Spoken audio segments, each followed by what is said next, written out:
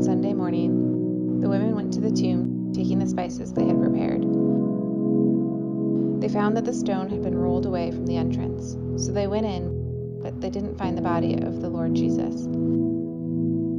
As they stood there puzzled, two men suddenly appeared to them, clothed in dazzling robes. The women were terrified and bowed their faces to the ground. Then the men asked, "Why are you looking among the dead for someone who is alive? He isn't here. He is risen from the dead. Remember what he told you back in Galilee? That the Son of Man must be betrayed into the hands of sinful men and be crucified, and that he would rise again on the third day." Then they remembered that he had said this. So they rushed back from the tomb to tell the 11 disciples and everyone else what had happened.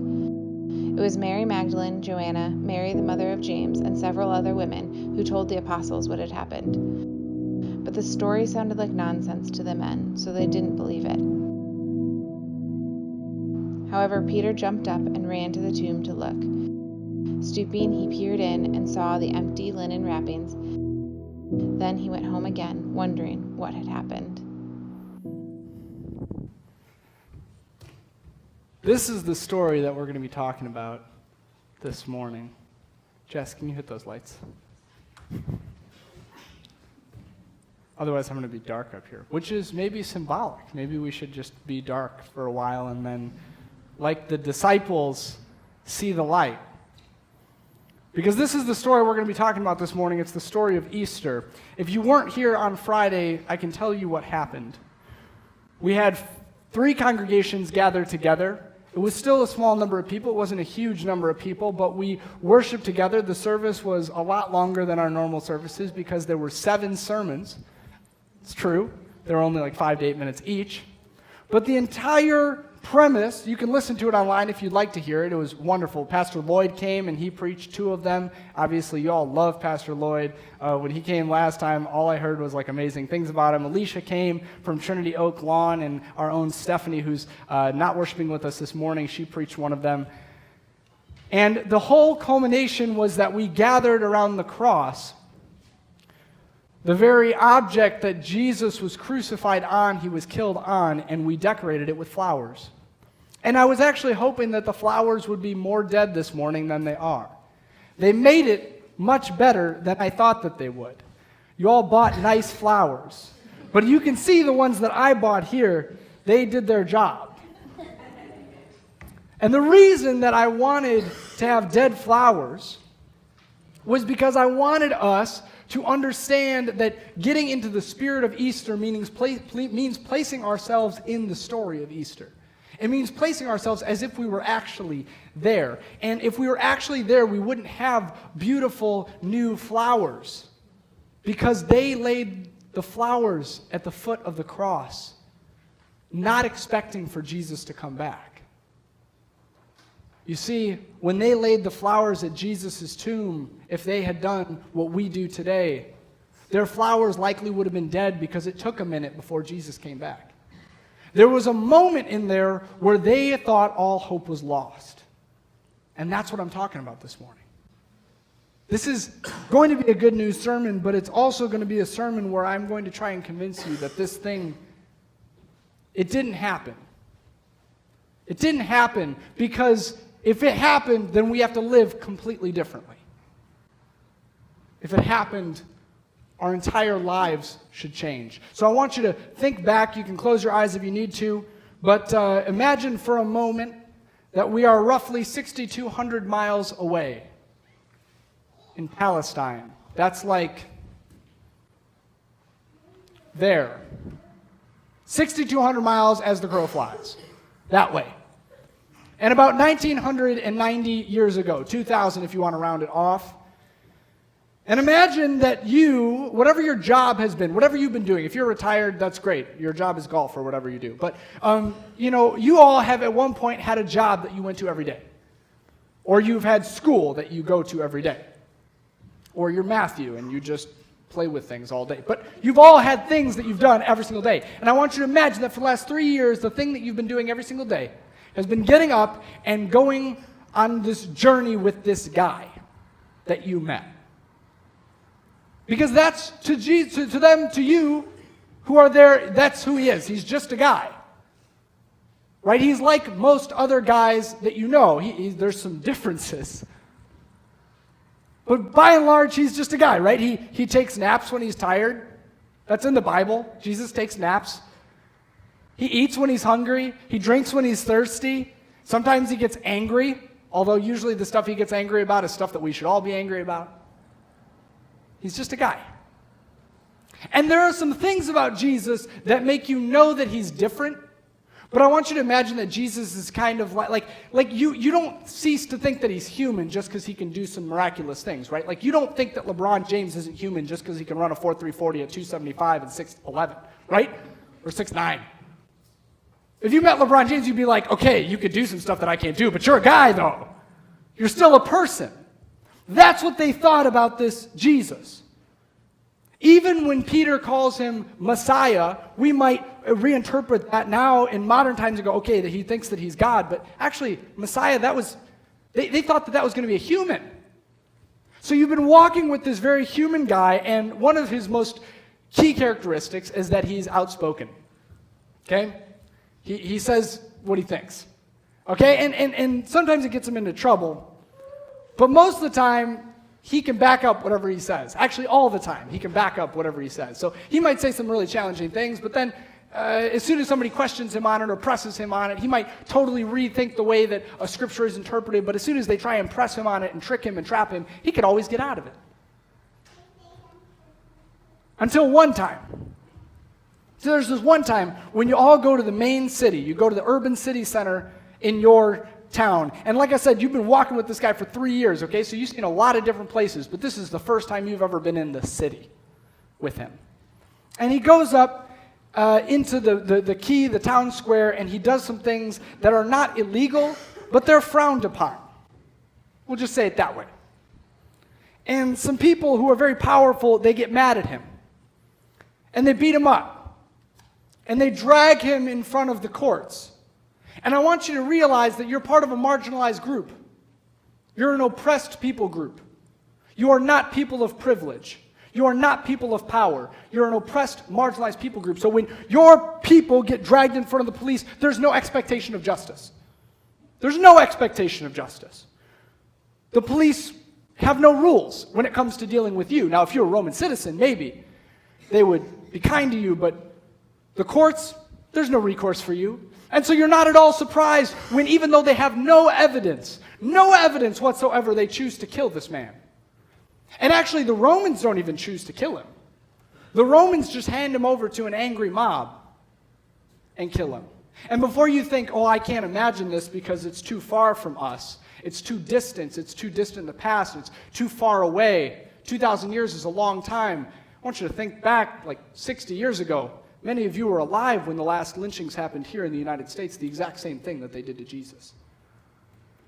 It's the reality. Jesus, is killed by an angry mob. And so you're distraught because you've been with him. He's your brother. Okay, you've been with him for 3 years straight, and you've been with him. And you're not shocked, but you're distraught. And the last thing that you're doing is trying to go through all of his sermons that he's ever preached and figure out what the meaning of him being killed is. You're just beat up. You got a gut punch. And then on 6 a.m., about 2 days later, on Sunday morning, first day of the week, right after the Sabbath finishes, some women who you kind of know from your travels, they seem to be around a lot when Jesus was there. Specifically, one of them comes to you. She runs to you at 6 a.m. You're probably sleeping. She wakes you up. She shakes you awake. And she goes, hey, Jesus' body is gone. And the first thing you think is, oh, somebody took his body, right? Because you know dead people. How many people have ever known somebody who's died? Everybody. How many of those people came back to life? Okay. See, you know dead people. And dead people don't come back to life. So you're like, somebody moved his body. That's the only possibility. And then she goes on, no. Actually, I saw an angel. And you go, what did you eat for breakfast? She says, no, I saw an angel, and he told me that Jesus came back to life. And so I want to pause here for a moment and ask you a pretty simple question. Would you have believed it? I'm going to argue with you this morning. The answer is no. Just own it. You wouldn't have believed it. You wouldn't have believed it. And yet, in the Christian faith today, take yourself out of role-playing for just a moment. We'll be right back. Pause for this commercial interruption. In the Christian church today, we say all the time that we believe something, and we didn't even have as much evidence as they did. Okay, so you're back in the time. So you're like, okay, I don't think I can believe this truth. I don't think I can believe this truth. But you realize that if you did believe this truth, it would change a lot about your life. It would change a whole lot. Because here's the truth. The way that this has affected people throughout the generations is basically this. Once people decide that Jesus actually came back from the dead, once they decide this, they will give up their job for it. They will give up their home for it. They will be tortured over it. We have examples of that in history. They'll give up their life savings for it. They'll give up their whole future for it. They'll give up their family for it. They will probably die for it. And so you don't know if you're ready to believe it, because it's unprovable and illogical and frankly kind of ridiculous and ludicrous. And I'm not being irreverent. My name is literally Reverend, so I can't be irreverent. But I just want you to own here for a moment. Just sit in the ridiculousness of that Sunday morning. Because I think that a lot of us are so eager to just move on from Easter, or at least we're eager to move on from Good Friday for sure and get into Easter, but then we're eager to move on from Easter and like, John, what are you going to preach about next week, right? I don't think many of us actually take the moment to sit there and go, man, if I was there, would I have bought this? Would I have bought this story from this one person? And the answer is probably no. For all of us, the answer is probably no. And so the next time you think, what is church all about? I want you to remember that this is what it hinges on. Whether you believe this truth or not. People have told me recently when I ask people, I've gotten into this habit of, we're reading a book and leadership team called Jim and Casper Go to Church. It's all about how people who are outside the church view the church. So I've gotten in the habit of asking people, hey, so are you going to church on Easter? Or are you going to church somewhere right now? And oftentimes people say yes. And mostly that's followed in Orland Park by yes, I go to Parkview. Or I go to St. Mike's, one of the two. But sometimes they say no. And when they say no, I go, so what do you think the church is all about? And when they know that I'm a pastor, they're not like, it's all about being hypocritical and judgmental of non-believers, right? Like they don't want to tell me that, which is what they really think. So they say things like, it's about good moral teachings. It's a great place to meet and gather in community. Or sometimes, like this one funny person said, it's a place where you can drop your kids off on Sunday morning and not hear their whining for a full hour. And I was like, that's Parkview, not here. Our kids just hang out with us. But this is the truth, right? Like, this is what people think that church is all about. So if you take nothing else away, my first takeaway is this. Christianity is not some sort of social club. It is a group of people who desperately believe that dead people come back to life. And it's a house of cards beyond that. I want you to look at this statement. Oh, I already told you the story is unbelievable. Sometimes I do that. I skip slides. I want you to look at this statement written by Paul, who was one of the early church people. You all know church people. We're all church people here. One of the early church people. You know, he actually didn't know Jesus in a personal sense. So he's one of the first people to hear this story and believe it, even though he didn't witness it for himself. We're going to see the disciples kind of get a little bit more of an insider look. But he says this. He says, if Christ has not been raised, this is in 1 Corinthians 15, if Christ has not been raised, then all of our preaching is useless, and your faith is useless. So I could just sit down right now, because my preaching is useless. If it's really that unbelievable, if we can't believe it, we could just wait here until, I don't know, like 11:35. Because there's nothing that I can say to you, that is not founded on this truth, that is not underneath this truth. If this truth is wrong, it's a wash. And so I said that your first takeaway is that this is what Christianity is all about. I'm going to say it this way. Christianity is not about a lack of doubt. It's not about a lack of doubt. Another girl I talked to in Savers yesterday, I said, are you going to church tomorrow? I know, she's an atheist. We talk all the time about faith and her problems with the church, and she laughed at me and she said, I'm not a creaster, I'm a never-er. And I said, I like that. But I said, tomorrow I'm talking about doubt. And she said, really? That's kind of ironic, a pastor talking about doubt, you never doubt. I said, I doubt all the time. I said, if you don't doubt, you're crazy. Because the entire thing is a house of cards, built on the fact that something happened that's completely unprovable, that contrary to all logic, we believe. So if anybody ever tells you that you can't be a Christian and have doubts, say you can't not have doubts and believe in the resurrection. That's the truth. You ought to doubt it. I said on Friday that my whole family works in the hospital. I'd never known a dead person to come back to life. I'm not talking about 30 seconds after they die and they shock them back with the paddles or they give them Narcan or something. I'm talking about 3 days, they come back. It's never happened in my experience. Somewhat limited, but my mom's worked there for 40 years and she's never seen it either. In fact, when they tried to paint a picture of the historical Jesus, when scholars gathered in Palestine recently, not super recently, but in the last 50 years, they gathered in Palestine and they said, hey, we need to know whether dead people come back to life because they're trying to say all the things Jesus really did and what he didn't really do. And so they brought in a coroner.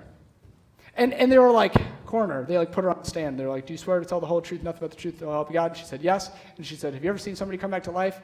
And she said, no. And they said, well, that settles it. She's an expert in the field. She knows. But you didn't come here for me to tell you that dead people don't come back to life. Because that's obvious and you could have stayed home. Perhaps you came here for me to tell you all of the reasons why this must be true. And if you did, I'll point you to last year's sermon where I did just that. On Easter, I mapped out the evidence that suggests that at least the disciples, the people who were closest to Jesus, believed that this was true. That they were convicted of the truth of their message so much that they would die for it. I talked about how little details in the story make it more believable. I talked about how conflicting witness accounts in the 3 synoptic gospels and in the 4th gospel confirm that the narrative wasn't doctored or fabricated by a single entity. I talked about all of these high-minded, educational, academic, scholastic reasons why I believe that Jesus came back from the dead. But the one thing that I didn't tell you is that it's completely and totally unbelievable, even in light of those things. I don't think Easter is about understanding the deep truths of the universe. I don't think that it's about knowing everything you need to know about God and never doubting anything in your life. I don't think that that's what Christianity is about. I certainly don't think that's what Easter, our biggest holiday, is about. I think that Easter is about having a premise. Jesus came back from the dead, having a premise, and then following that premise to its logical conclusion. I want to say that again. I think Easter is about having a premise, the premise that Jesus came back to the dead and following it to its logical conclusion. Maybe we'll pick up some spiritual breadcrumbs along the way. But I want to argue this morning that if you actually followed the story of Easter to its logical premise, that would be all you needed to know for the rest of the year. You wouldn't have to come back to church. I mean, come back because it's a great place to develop community and learn about great moral teachings. But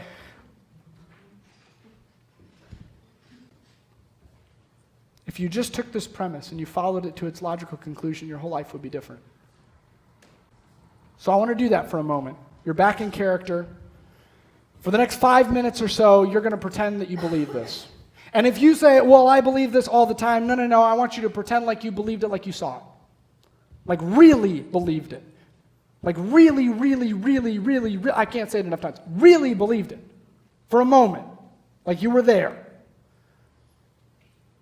I want you to imagine that these women, they come to you, right? Because that's not the end of the story. That's not the whole scripture that we heard this morning. that after you heard it, you got up and you ran. You ran to the place where you knew Jesus' body was supposed to be. And you looked in and you saw some evidence there that maybe it wasn't a simple body snatching. And then later on, you encountered this person who looked different to you, but somehow he did things. You've been with him for 3 years. He did things that really made you know for sure that was the guy who they had just killed. And you didn't just think they killed him. You were there when they killed him. So you were 100% sure that both he was killed and now he's alive again. Must have been the strangest Sunday that you've ever had. That you ever would have. Actually, it's the strangest Sunday in the history of the world. Basically, everybody agrees. If this happened, how would it change the rest of your life? I put it on the sign outside. This word, many of you probably don't know what it means. Some people are laughing, particularly people under 30. YOLO. Who knows what it means? Yeah, Mike, jump on it. You only live once. You only live once. YOLO is this thing, when we talk about how it would change your perspective, YOLO is this phrase that millennials and Gen Xers, and really anybody who knows it, uses to justify doing ridiculous things. They go, I'm climbing Kilimanjaro. YOLO. You only live once, right? They go to Coachella, YOLO. Right? This entire framework is built on this. And here's the funny thing. It's not like other, young people things. If I said this to my 96-year-old grandmother before she passed away, if I had said YOLO, she would have been like, I get where that comes from. I understand it. But I want you to imagine for a moment that the entire church, every time we saw YOLO, went, nope.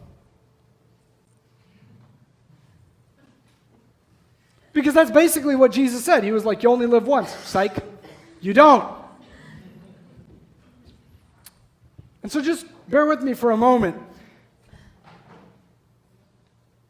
If we could dismiss this entirely, this premise that you only live once, how would it change everything in your life? Let's just start with little things. How would you spend your time? Would you spend your time trying to see the world if you thought you were going to live forever?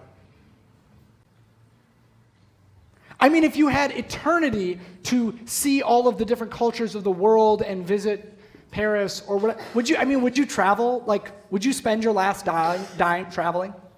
If you were just like, well, I'm going to live forever.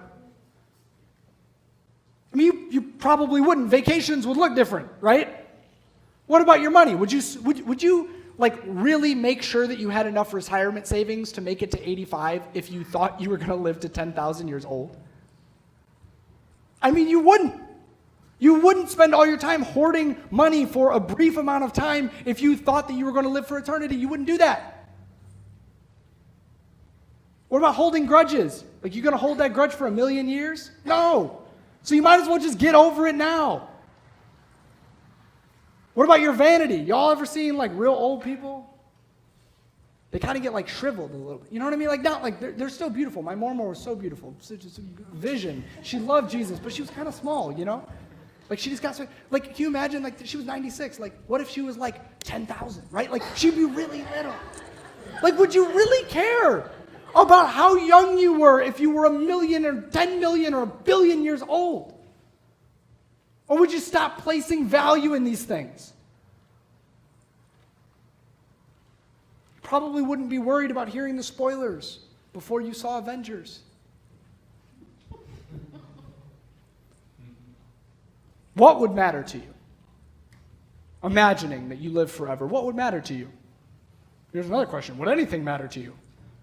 Because our entire mental framework, the entire way in which our brains interpret the world is built on a finite reality. We believe in things like scarcity, and we change our perspective on the world because of it. But if you came to the conclusion instead, that death did not have the final say, it would change your life. And that's our second takeaway. This whole idea of living like you're dying, you ever heard this in pop culture? It's another way of saying it. This is a little bit of an older way of saying YOLO. Live like you're going to die in a week. What would you do tomorrow? How many times have I been asked this question? I don't even know. What would you do if you woke up tomorrow and found out you only had a month to live? What would you do? What would you do if you only had a week to live? What would you do if you only had a day to live? What would you do if you only had a year to live? They made a movie called The Holiday about that.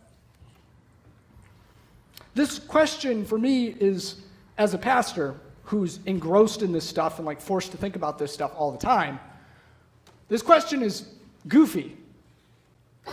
Because they're like, well, what would you do if you only had a week to live? And I'm like, I only have 85 years and 90 years, maybe 65 years. My dad died when he was 65, right? Maybe I only got 65. I mean, what's the difference between a week and 65 years in like eternity? It's nothing. Some people, they live to be 100. We have some members of our congregation who are like 102, 103 years old. Like, wow, they've really been lucky. And I'm like, kinda. I mean, 10,000 years. That's what we sing in Amazing Grace, right? Like, in light of eternity, all of our questions. So instead, I want you to ask this question. Live like you'll never die. What would you do? What would you live like if you thought you would never die? It's the opposite. Instead of spending everything you had because you knew that you only had a week to live, you would be focused on making sure that you did all you could to change the world that you lived in. Instead of just like selfishly going after accomplishments, basically like the merit badges of adulthood, right? Like, oh, I did this thing and I did this thing and I got to this place in my company. You'd be focused on what other people needed around you. Because you'd be like, oh man, it's all gonna not last anyway. And I want you to say, like, the resurrection is not just good news right after you've had a person in your life die. Sometimes I think that's when people most want me to talk about Jesus coming back from the dead, is after they've had a loved one die. And that's understandable because it like puts it in perspective for us. But the news of Jesus coming back to life, like, that's not just a nice thing to tell yourself because you've lost a loved one. It's not. Because if you believed all of this, it would completely change your life. Not just when you lost somebody, not just when you were sad, not just when you were coming to the end of your life and you said, Pastor, tell me what the good news is. You should already know. It would change everything for you. So literally, my purpose in life, my job is to try and convince all of you, not today, but over the next however many years, that if Jesus actually came back from the dead, it should completely change the way everything about your life. Everything. I love this quote. This is where we're going to conclude this morning. We're going to go to the table. I want you to look at your own life now. Come back. If you're confused, you're not in Palestine anymore. I know I'm a great storyteller. But you're back here today, and you believe it still. Or maybe you don't. But I want you to think about the next hour, and the next 24 hours, and the next 72 hours, and the next week, the next month, and the next year. How would this change your perspective if you were actually convinced of this? We have an entire book of the Bible devoted to this exact idea. Actually, most of the New Testament's devoted to this idea, but there's a narrative book of the Bible. See, we heard the scripture this morning. It came from Luke 24, and if you remember back to the Immerse series, we learned that Luke didn't just write one book in the Bible, he wrote two. They named the first one after him, and the second one they named Acts. And it's all Jesus. It's all not about Jesus, but how people responded to Jesus' resurrection. And a lot of people think, oh, it's all about responding to Jesus' teachings. But actually, it's really just them responding to the fact that they didn't think that they were going to die. They didn't think that they would stay dead after they died. And so the whole book is all about how these people come together and they live completely set apart.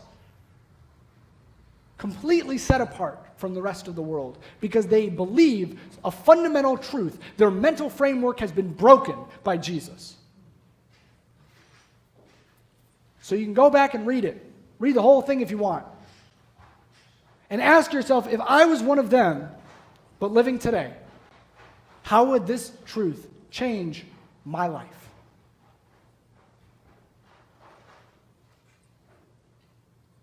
If you don't believe this morning, that's okay, because it's a hard pill to swallow, truthfully.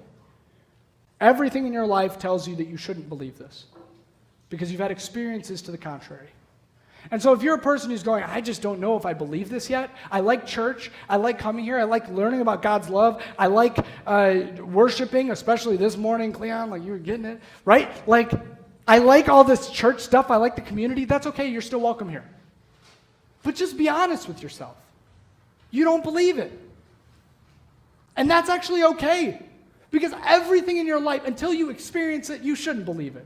Frankly, those disciples, they didn't believe it, and they had heard him say that he was going to do it.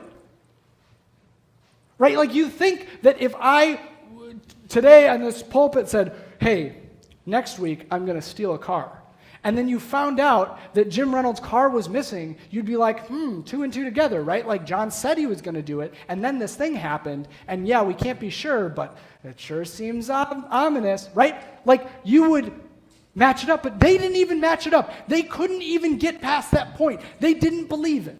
So if you don't believe it, that's okay. But I want you to hold this sermon, hold it, and go, I'm going to use this against all the Christians in my life. Because any Christian in your life who does not live like this is the truth, you just give it right back to them. Well, actually, I went to church on Easter, and my pastor said, or the pastor of the church said, that you should live completely differently if you believe this is true. So do you still believe it? Hold us to account. Hold us Christians to account, because we got a bad reputation in this world, and we probably shouldn't have a bad reputation if we actually live the way that we were supposed to. But if you do say that you believe it, this is the third takeaway. I urge you to stake your life on it. I urge you to stake your life on it. I love this quote. I couldn't remember who said it. Maybe I just made half of it up, but I'm pretty sure that I heard it somewhere. It goes something like this: faith is not the absence of doubt, it's simply staking one's life on a rumor of grace. It's not the absence of doubt. It's not saying that every single day it's going to be easy to believe something that, contrary to all of your experience, you believe. Instead, it's saying, it's worth it to stake my life on the possibility that it's right. On the rumor that Mary Magdalene, the first preacher of the gospel, a woman of God, that rumor that she started, that rumor that they carried on. Stake your life on it. And maybe one day you'll feel something that you won't be able to explain or understand. Some of us have done that. Some of us have had prayers answered. That's a big, you ever have that happen? That'll really start to move you in that direction.